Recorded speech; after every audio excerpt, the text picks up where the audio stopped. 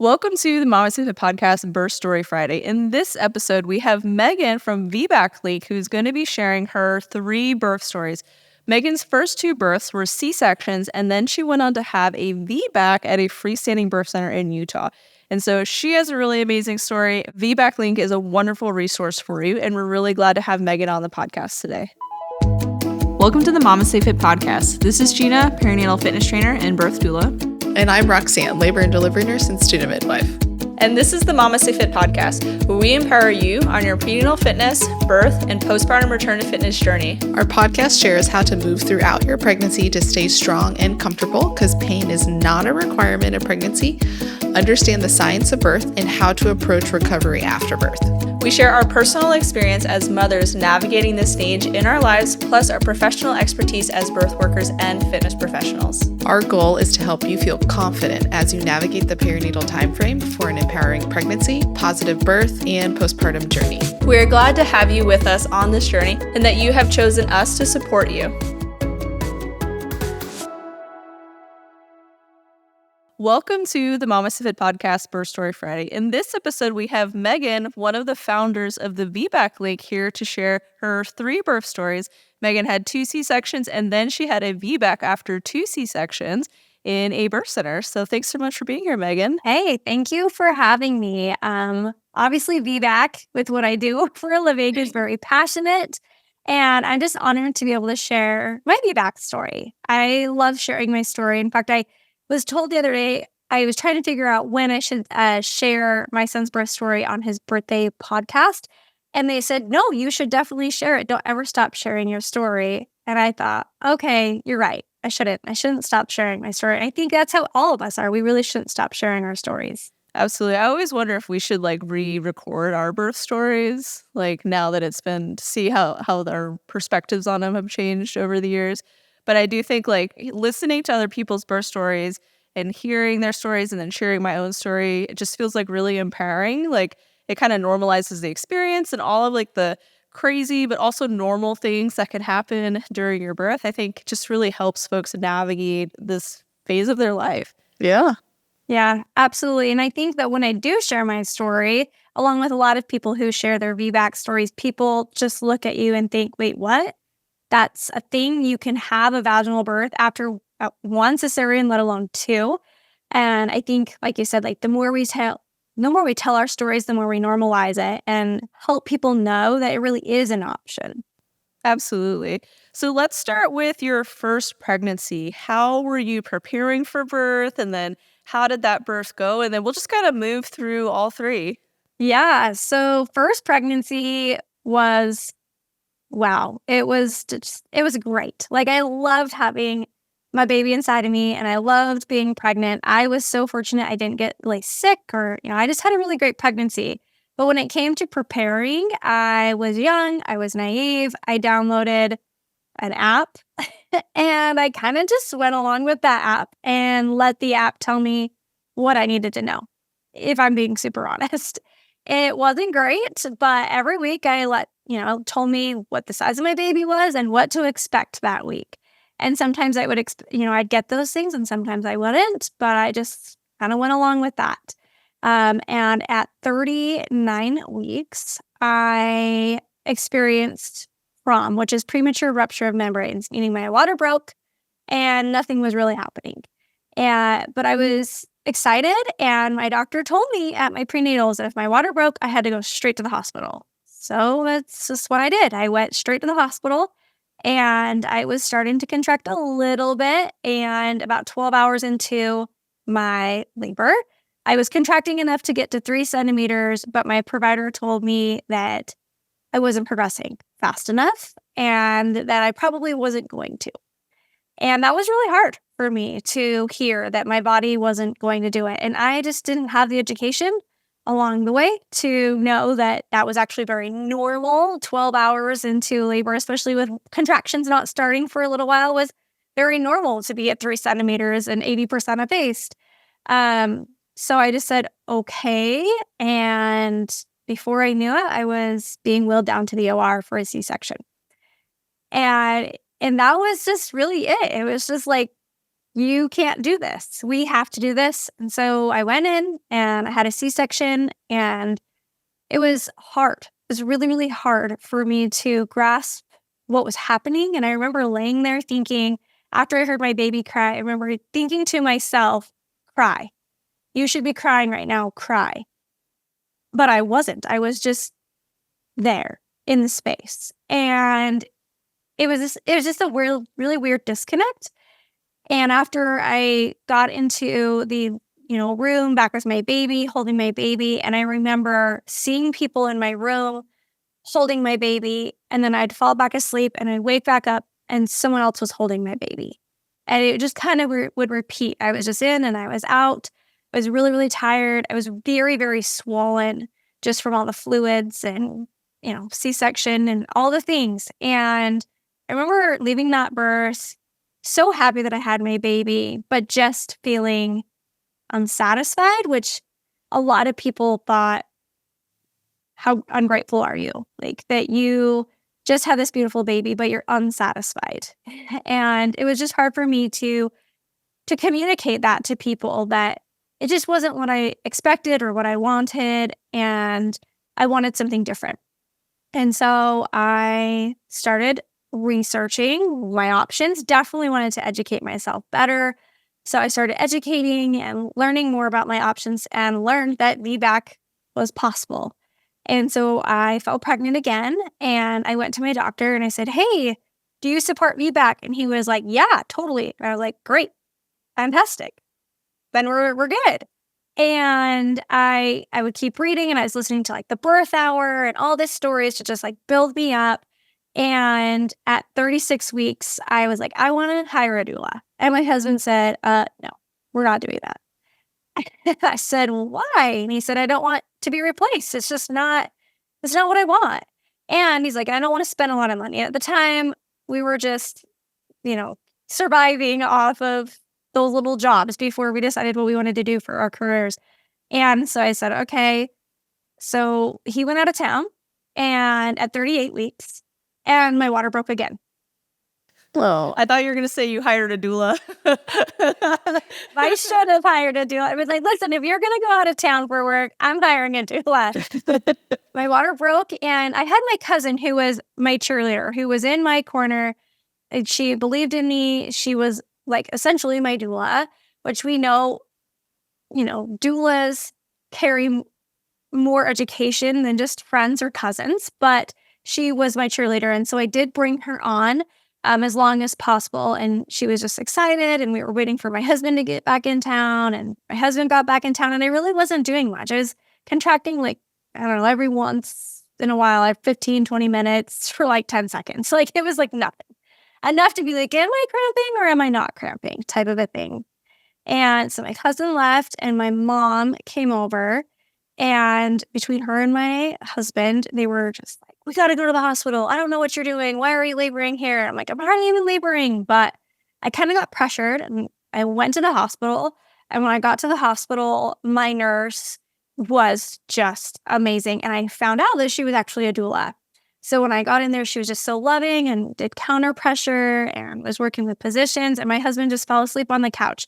He was exhausted. He had all the hype of getting home because he didn't want to miss his baby's birth, and he just crashed. And it was like 3 a.m. So he was kind of crashing on the couch, and she was helping me walk through things, getting my head in a better space.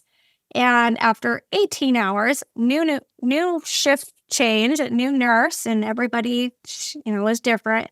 The environment had changed. It was very negative. It was very much, why are you here doing this? We should have a C-section. I was feeling very much in a corner. And I told my husband, I don't want to have a C-section. I just need more time. My body's hardly contracting.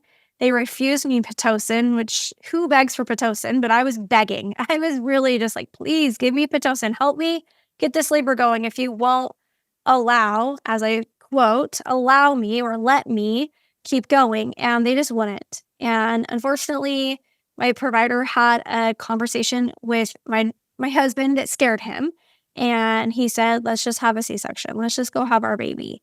And it was hard. It was really, really hard. I never felt a contraction after that moment. I asked for 1 hour and never felt a contraction again. I think just my body went into fight or flight mode. Everything clamped up, and I walked down to the OR for the second time. First time I was wheeled down. This time I walked down and I got a spinal, and they said, okay, it's just going to be just like last time. And so I was there, and my husband, as they were starting, my husband said, hey, wait, she would like to watch this, which was crazy to me that he remembered like that after so long. So I told him, if I had a C-section, I want to be part of that birth. I really want to see it and just not just be laying there and not talk to.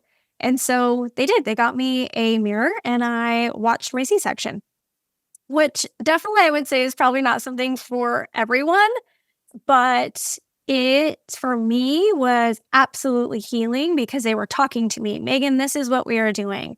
This is what you're going to experience next. Get ready. Your baby is coming out. And it was this weird healing experience, not what I wanted, but I found it so healing to be really involved in my birth and being able to see it. And after I had my baby, I was in the dark recovery room and I was nursing my baby. I definitely felt more connected in a weird way with them, like versus the first time. But I couldn't get my mind off of becoming a doula. It was just the weirdest thing. All I could do is Google how to become a doula as I'm sitting there breastfeeding my little tiny baby. And as I was reading, everything inside of me was just like on fire. You know, when you almost get pulled over and you have that adrenaline going through you? It was like that, but in like a positive way, not oh crap, I almost just got pulled over. It was my body screaming at me, this is what you should do. And I couldn't stop talking about it. And my husband was like, wow, just register. So I registered to become a doula before I even left the hospital after my second C-section. And after I became a doula, I feel like my passion and drive for advocating for people to not have the experience that I had, because I was so pushed into a corner and fear was used against us. I just wanted people to know their options and to feel that love and support, because when my nurse that was a doula left and things shifted, it wasn't the best experience. And I just wanted to try and help anyone to have a better experience at all possible, but then also help them avoid unnecessary cesareans, which I believe that I had 2 of those unnecessary C-sections. So I became a doula and was very heavy into ICANN and the birth world. And that's when I met the other co-founder of the VBAC Link, Julie, who had also had a VBAC. And she just had this really fun, spunky energy. And one day, out of the blue, she called me and said, hey, we should start this thing. Let's call it the Utah VBAC Link. And I was like, okay, cool. So, and actually, I should go back. She watched me through I should tell my story. She watched me through this journey, go through my VBAC. I forget it actually happened after. So going back, she was watching me go through this, and she was like, Meagan, you got this. And she started being my cheerleader, and which I loved. I just got all these cheerleaders in the doula world. And I got pregnant and I was like, I've got to do something different. I had interviewed so many providers, 12 to be exact, which kind of seems unreal, but I really wanted to find that provider that was really going to believe in my own body's ability and believe me, like trust in me. Because I would go to some providers and they'd be like, oh yeah, your provider's probably right. You really probably can't have a baby. Your pelvis really probably is too small, or your cervix can't dilate. And that just, to me, wasn't the provider that I wanted. And so finally I found this provider and he was amazing. He's like, yeah, you just never were given a chance. You've got this. We can do this. And I went through 24 weeks of pregnancy with him, and something inside of me, my mom tuition, said change, which did not make any sense to me at all, because I was with my supportive provider, and everybody in the VBAC world at this point, he had taken off for VBAC. Everyone was like, he is the doc in Utah to do a VBAC. And so me wanting to change didn't make a lot of sense, but I wanted to maybe change with my second. And I kind of felt this commitment to him. Like, I had been with him this whole time. I shouldn't change. I'll just stay. He said he'd support me. And then, look what unfolded. So I decided that I was going to follow my gut. And I started kind of browsing the option of out-of-hospital birth. And I attended a out-of-hospital birth on Christmas Eve as a doula. And this midwife just blew me away. And I felt so bad because I was attending this birth, but I was in my head like, oh my gosh, this is who I need to be with. I wasn't in that space. And so I just kind of pulled her off aside and I said, hey, can we talk about this after the new year? I really want to get back to this birth in my head, but I'm really, really interested. She said yes. So we continued, had a beautiful birth, and I went after the new year. And everything that I said to her, I just asked her all the open-ended questions. What are your thoughts on VBAC? With it being out of hospital, what would happen if things were to go awry? Or what would the backup plan be? What would make you want to transfer me? All those really big questions, but in open-ended versus do you support VBAC? I wanted to know her thoughts, her plans, her views.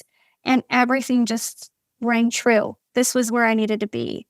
And so I started care with her at 24 weeks.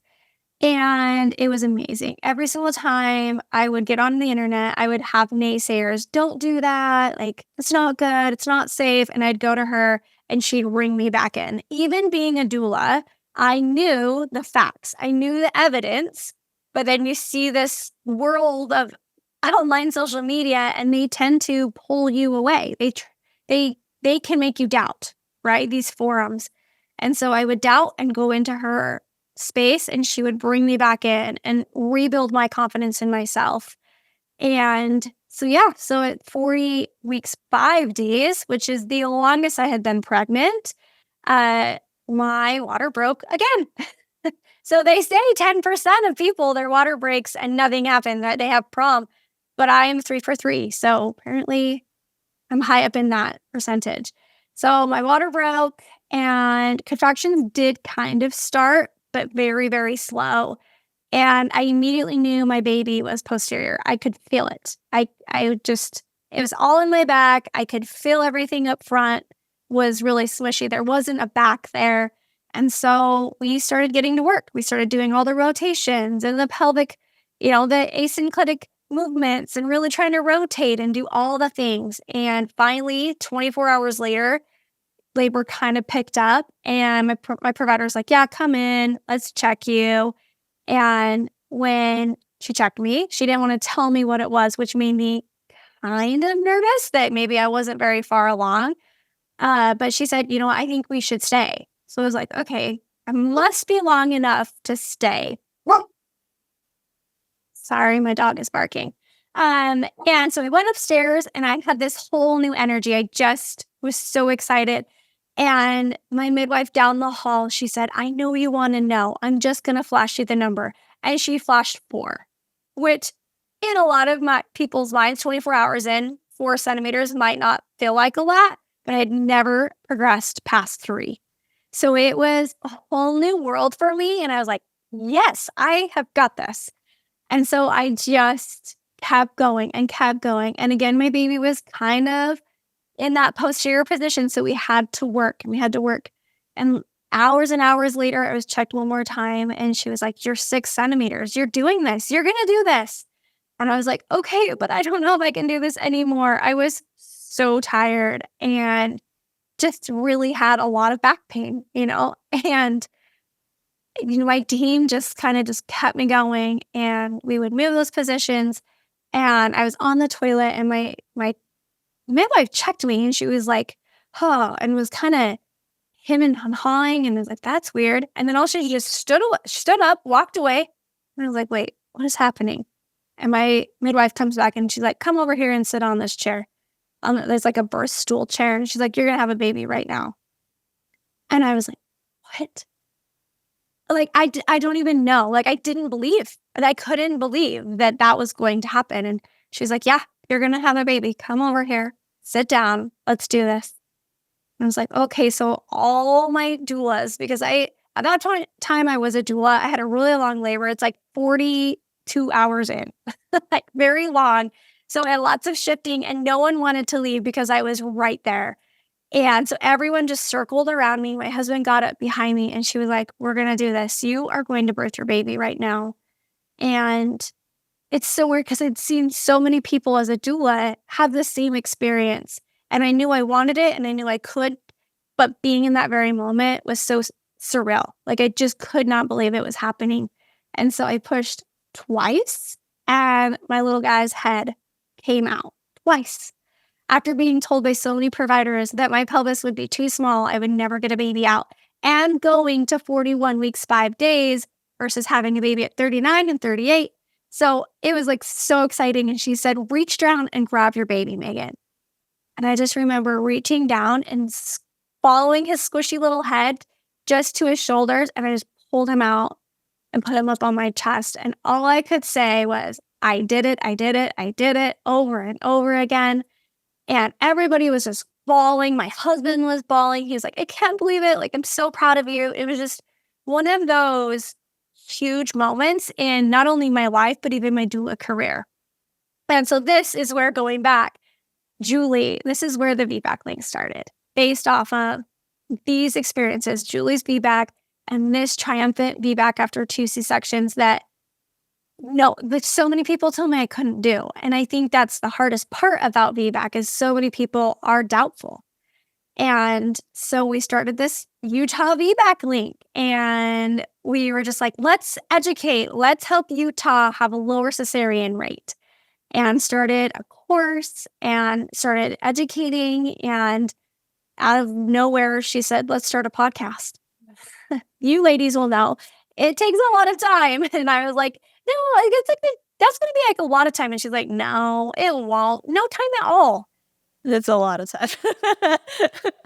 Podcasts are pieces of cake. What are you talking about? Like, you just show up and record. Literally, she's like, watch. Let's download this app. And so we download this app, and she's like, it's going to be great.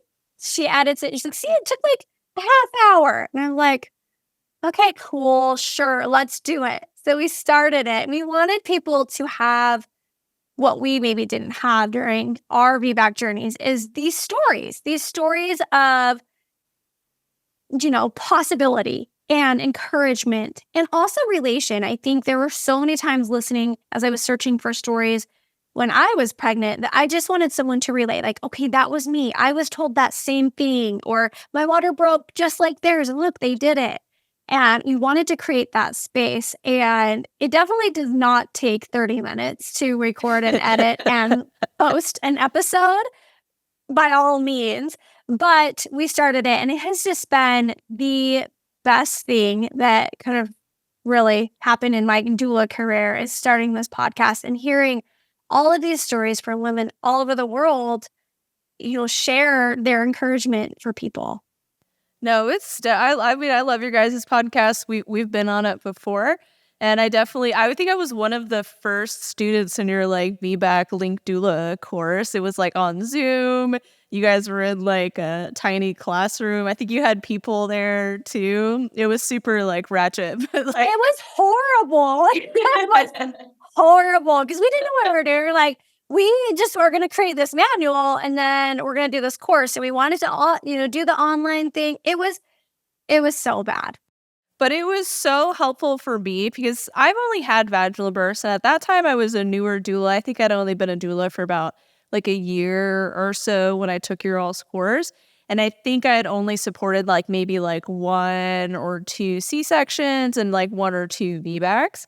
And so for me, it was like really helpful to have not only people who have gone through both a cesarean birth and then a VBAC, but then your experience as doulas, like supporting folks who had VBACs was like super beneficial for me, especially as a new doula when it was such a new type of experience. Like it wasn't something that I had gone through.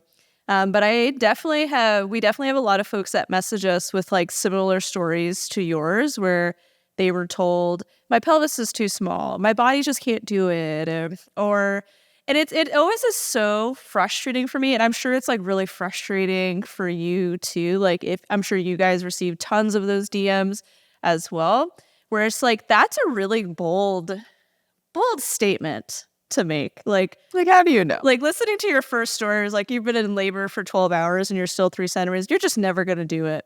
And then for someone to have the audacity to be like, it's because your pelvis is too small. Like, how is that related? Like, what? Like, this had nothing to do with whether or not the baby is going to fit through the pelvis. This had more to do with your lack of patience. Like, and then instead of like taking ownership to be like, hey, I contributed towards this problem, it was like, it's your fault, actually, because your pelvis is just teeny tiny. And you just can't, your body just doesn't know how to do it. And I'm like, what? How did you get to that conclusion? Like, I would love to know this thought process of yours, because that is bold. And that is some confidence that I don't have. Like, oh my gosh. Like, I'm sure you guys get tons of messages like that too. And it just breaks my heart. Where I'm like, why don't, what? Like, what do you mean oh, I'm out of words now. Speechless. Well, because it's infuriating. It's heartbreaking. As a mom who was told with my first, because the first one, it was like, yeah, like baby might not be doing well, and it's been too long, your cervix isn't dilating, and it just doesn't know how to do it. You know, that immediate doubt that came over my body or my whole self, really, in my ability to do it. I didn't have it. It wasn't like, hey, you just may need some more time. This is normal. Let's try some things. It was, you don't know how. You are not doing this. Your pelvis is too small. You know, and then in my second C-section, I didn't share this, but when he went in, he said, oh my gosh. And I said, what? And he said, I'm so glad you didn't VBAC. And I said, okay. And he said, you for sure would have ruptured. He said those words, you for sure would have ruptured. Meaning my uterus, I would have experienced a uterine rupture, which also seemed very bold to me. And unfortunately was a statement that stuck with me, even though I knew the small chances of uterine rupture, really less than 1% at that point, it stuck with me with my VBAC baby. Those words that are said, those bold statements that are being told and put on documents with our name on them, they stick with us. And that's what breaks my heart, because we start believing those. Yeah, I definitely think that I've definitely been a part of C-sections that I truly felt were necessary, where we had reached a point in the birth where it was like they could keep going, but it was not good. It was probably not going to end well. And there was going to be some complications, and it was probably going to turn into an emergency situation. I'm glad to feel like I haven't been a part of a C-section that I felt was unnecessary, or someone just being very bold and impatient. I do feel like I would think most of the ones that I've been a part of, when the C-section was called, yeah, this was a good choice. But it was after days or a really long period of time of trying. And at no point was anybody it's because you suck. That's really shitty to tell somebody who's in a really vulnerable situation, especially after the shortest period. How many people have their babies in less than 12 hours? Very little, especially when I have had one baby less than 12 hours, and it was 11 hours. Yeah.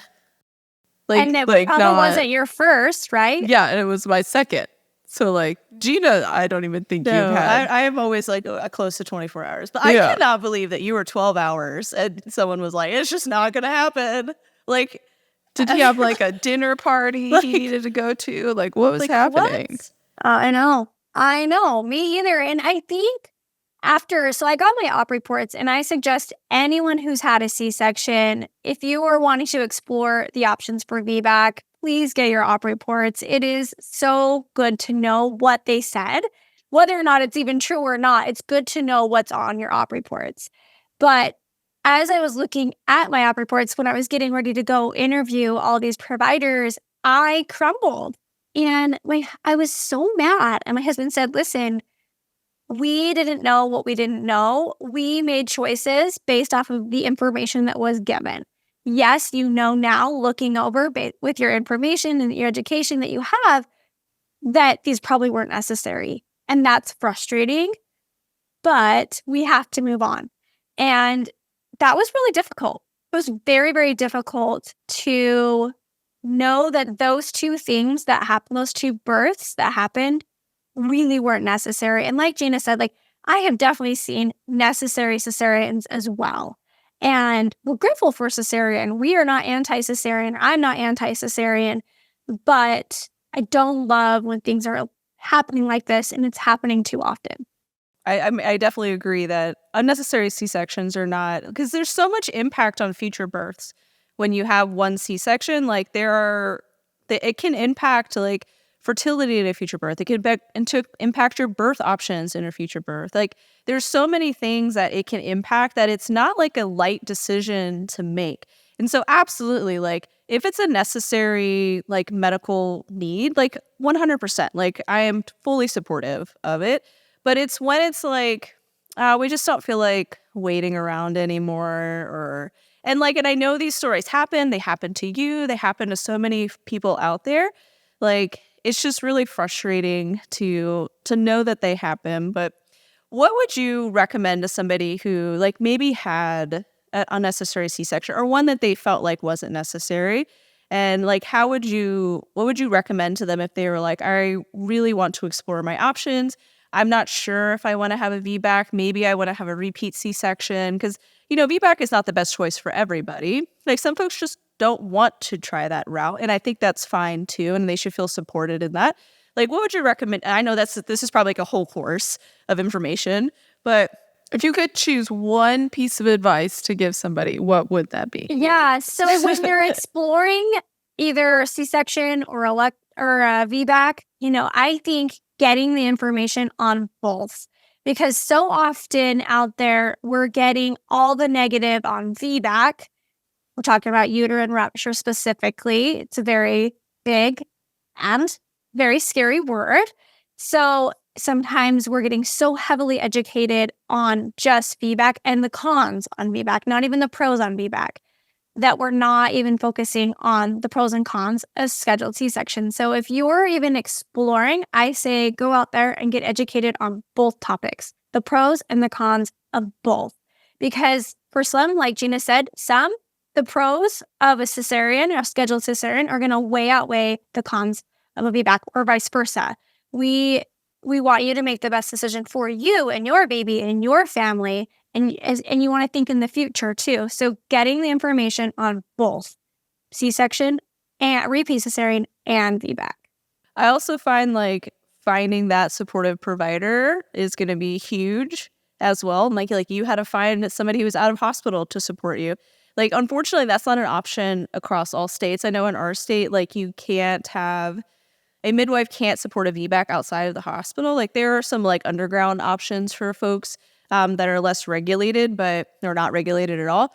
But it's really nice that you guys have like an option available to you if you do want to have a VBAC outside of the hospital. And I would be curious like what states offer that. So for those of you that are listening, and if you're wanting a VBAC, like definitely get familiar with your state's laws on what type of births that midwives can support if you are curious on exploring an out-of-hospital birth option. Because again, not everybody wants to give birth outside the hospital, like in a birth center or at home. But if you do, like knowing your state laws would be really important. And then if you do want to give birth in a hospital, like finding a provider that truly supports you, not just somebody who's going to like bait and switch you at the end. And I think the best way to figure out like, okay, what providers actually support VBAC is talk to doulas.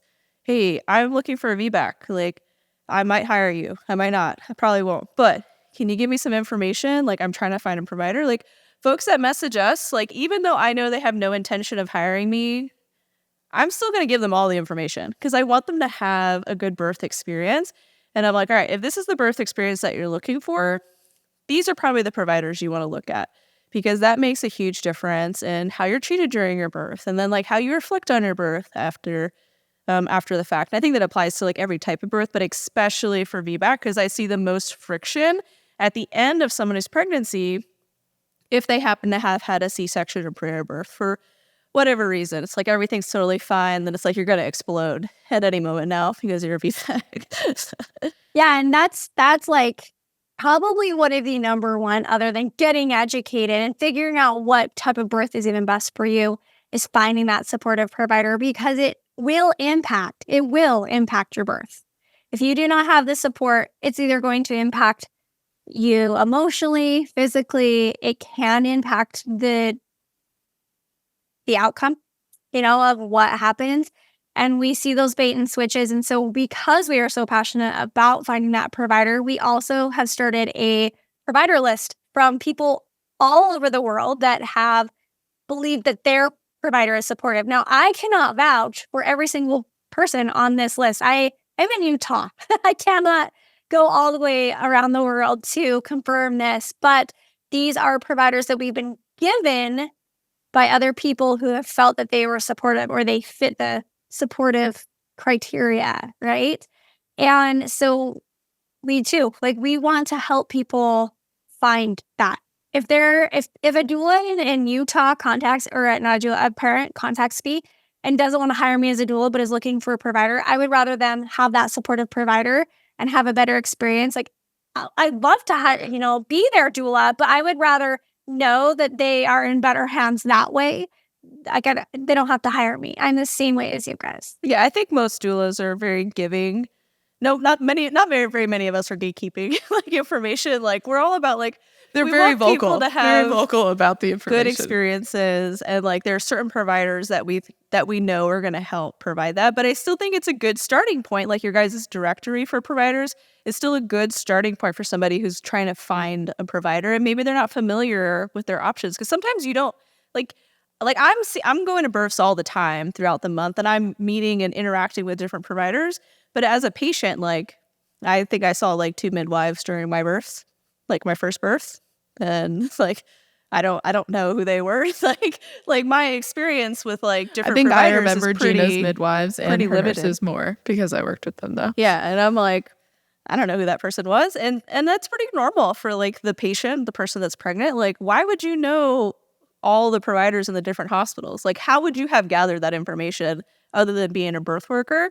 And so I think having the directory is a really good starting point for someone to start interviewing providers to see who's a good match with them. Who is going to provide the type of care that they're seeking for whatever type of birth that they're hoping for. So I know that you guys have your VBAC Link course for parents, and then you have a doula course. And then you guys have a really awesome Facebook community that I think I pop in every once in a while to see what everyone's talking about. And it's just this army of VBAC moms who just want to support one another, and they're giving each other tips and advice. So they're my provider said this. And so I think it's a really helpful community for folks as well. Am I missing anything in their podcast? Yeah, no, the community is one of my favorite places ever, because it is that space where people could just come in and feel completely loved and supported. Then yeah, we have just Facebook and Instagram as well.